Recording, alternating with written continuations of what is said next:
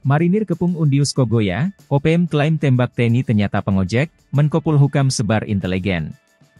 Kelompok OPM Intan Jaya pimpinan Undius Kogoya kembali berbuat ulah di kawasan Puncak Jaya, Papua. Undius mengutus dua eksekutor bernama Rambo dan Bumi Walo menembak mati warga sipil di kawasan di Kampung Usir Distrik Mulia Puncak Jaya, Papua Tengah, Kamis, 30 Mei 2024. Juru bicara OPM Sebbi Sambom mengklaim jika yang mereka tembak inteligen marinir, lalu membakar ekskavator milik PT Gunung Selatan yang membangun jalan di Kampung Galunggama, Sugapa, Intan Jaya 28 Mei 2024.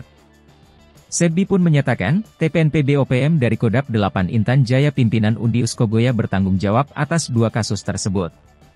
Namun, keterangan itu dibantah Kasatgas Humas Ops Damai Kartens 2024, AKBP Bayu Suseno dalam keterangan tertulisnya bahwa, yang ditembak OPM adalah warga sipil berprofesi tukang ojek bernama Zainul.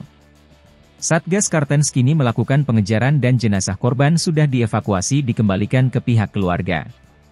Pengejaran juga dilakukan 5 pasukan elit TNI seperti Kopassus, Kopasgat dan Marinir, Habema, dan pasukan Blukar Brimob Polri hingga Marinir.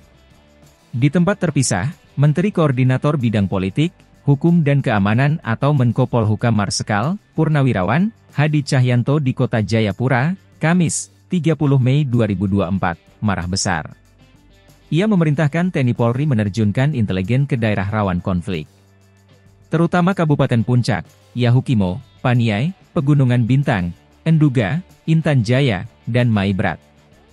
Lalu segera memastikan secara detail daerah rawan. Sebab kekuatan organik apart TNI Polri sudah terbagi rata, sehingga tidak mungkin minta bantuan lagi. Jika ada maka akan ada bantuan pasukan dari daerah lain. Atas kejadian ini Undius Kogoya dikabarkan menyingkir meninggalkan markas di Intan Jaya. Hal ini dikatakan Sebbi bahwa usai kejadian ini pasukan TNI Polri sudah berada di kawasan Puncak. Namun pihak siap perang gerilya di zona Intan Jaya dan Puncak.